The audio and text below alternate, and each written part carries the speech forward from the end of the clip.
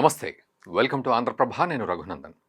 గత పాలకుల విధి విధానాలతోనే భారత్ భారీ మూల్యం చెల్లిస్తోందా అంటే అవునని చెబుతున్నారు ప్రధాని మోదీ. ఆనాటి కాంగ్రెస్ ప్రభుత్వానికి కశ్మీర్లో సమస్యలకు సంబంధం ఏమిటి? ఆ పూర్తి వివరాలు తెలుసుకోవడానికి ఈ వీడియోని చివరి వరకు చూడండి.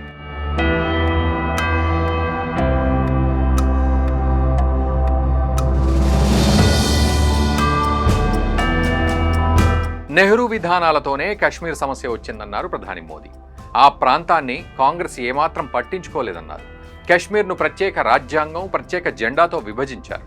దశాబ్దాలుగా కశ్మీర్పై కాంగ్రెస్ చేసిన తప్పుకు దేశం అగ్నికి ఆహుతైందన్నారు.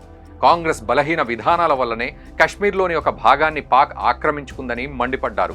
ఆ ప్రాంతాన్ని వేదికగా చేసుకుని పాక్ ఉగ్రవాదాన్ని పెంచి పోషిస్తోందని మండిపడ్డారు.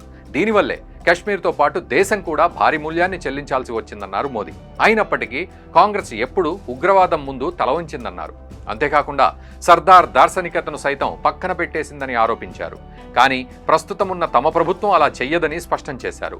ఆర్టికల్ 370ని తొలగించి కశ్మీర్ను భారత్ అభివృద్ధిలో భాగం చేస్తామని చెప్పుకొచ్చారు మోదీ. ఈ క్రమంలోనే కాంగ్రెస్ పార్టీపై మోదీ తీవ్రస్థాయిలో విమర్శలు చేశారు. ఓటు బ్యాంకు రాజకీయాల కోసం దేశ అంతర్గత భద్రతను కాంగ్రెస్ గాలికొదిలేసిందన్నారు. సర్దార్ వల్లభాయ్ పటేల్ అభిప్రాయాలను నెహ్రూ అంగీకరించకపోవడంతోనే ఇదంతా జరిగిందన్నారు. దేశ ఐక్యత కోసం పటేల్ అసాధ్యాన్ని సుసాధ్యం చేసి చరిత్ర సృష్టించారన్నారు. ఆయన ఆశయాలను తమ ప్రభుత్వం నెరవేరుస్తుందన్నారు. ఇదే సమయంలో ఎవరైనా సరే మన దేశంపై కన్నెత్తి చూస్తే ఇంట్లోకి చొరబడి మరీ దాడి చేస్తామని వార్నింగ్ ఇచ్చారు. ఇప్పటికే ఆపరేషన్ సింధూర్తో పాక్ సహా ఉగ్రవాదులందరికీ మన సత్తా ఏంటో తెలిసొచ్చిందన్నారు. ఇక అర్బన్ నక్సలైట్లు, వారికి సపోర్ట్ ఇచ్చే వారిని ఏరిపారేస్తామన్నారు. ఎందుకంటే భారత్ అంతర్గత భద్రతకు నక్సలైట్లు ముప్పు అని చెప్పారు. ఒకవేళ దేశానికి ఏదైనా ముప్పు ఏర్పడితే ప్రతి ఒక్కరికి భద్రత ప్రమాదంలో పడుతుందని తెలిపారు. ఇక ఈ సందర్భంగా గుజరాత్లో నిర్వహించిన ఏక్తా పరేడ్ ఆకట్టుకుంది. పూర్తిగా మహిళల ఆధ్వర్యంలో జరిగిన guard of honour, flag March అద్భుతంగా సాగింది. అలాగే పరేడ్లో సాయుధ దళాల ప్రదర్శనలు, మార్షల్ ఆర్ట్స్, భారత వైమానిక ప్రదర్శనలు ప్రత్యేక ఆకర్షణగా నిలిచాయి. నిజానికి 1947లో భారత్ విభజన జరిగినప్పుడు రాచరిక పాలనలోని ప్రాంతాలు భారత్ లేదా పాక్ దేన్నైనా ఎంచుకునే అవకాశం ఉంది. ఆయా రాజ్యాల్లోని ప్రజలతో ఎలాంటి సంప్రదింపులు జరపాలనే నిబంధన లేదు. విలీనానికి సంబంధించిన అన్ని విషయాలను సంస్థానాధీశుల పాలకులు, ఆయా రాజ్యాల నాయకులే నిర్ణయించేవారు. ఆ సమయంలో అన్ని రాజ్యాలను భారత్లో కలపడానికి సర్దార్ పటేల్ తీవ్రంగా కృషి చేశారు. ఆయన చొరవతోనే 1947 ఆగస్టు 15కు ముందు దాదాపు 560 రాజ్యాలు మన దేశంలో విలీనమయ్యాయి. అప్పుడు హైదరాబాద్, జునాగఢ్ సంస్థానాలు సమస్యలు సృష్టించగా సర్దార్ పటేల్ వాటిని కూడా దారిలోకి తీసుకొచ్చారు. ఇక కాశ్మీర్ సమస్యల్ని సృష్టించిన రాజ్యాల్లో ఇది కూడా ఒకటి. నెహ్రూ తన వ్యక్తిగత ఎజెండాను నెరవేర్చుకోవడానికి ఈ సమస్యలను సృష్టించారన్న ఆరోపణలున్నాయి. మరో ముఖ్య విషయం ఏంటంటే ఈ విషయాన్ని 1952 జూలై 24న లోక్సభలో నెహ్రూ అంగీకరించారని సమాచారం.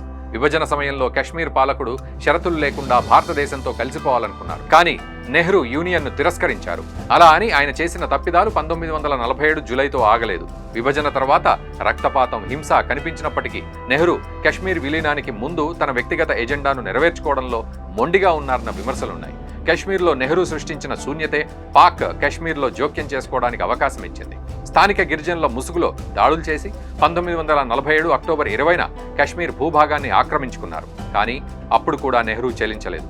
మొత్తంగా నెహ్రూ, ఆయన కుటుంబం వ్యక్తిగత ఎజెండాలను జాతీయ ప్రయోజనాల కంటే ఎక్కువ ప్రాధాన్యం ఇచ్చారన్న ఆరోపణలు నేటికి వినిపిస్తున్నాయి. అయితే ఆ సమయంలో దేశాన్ని ఏకం చేసిన సర్దార్ పటేల్కు పాలనా బాధ్యతలు అప్పగించి ఉంటే కశ్మీర్ పరిస్థితి మన దేశ పరిస్థితి మరోలా ఉండేదని కూడా చెప్పాలి. అయినప్పటికీ ఏళ్ల తరబడి సమస్యను ఎదుర్కొంటున్న దేశ చరిత్రలో 2019 ఆగస్టు 5న కీలక మలుపు చోటు చేసుకుంది.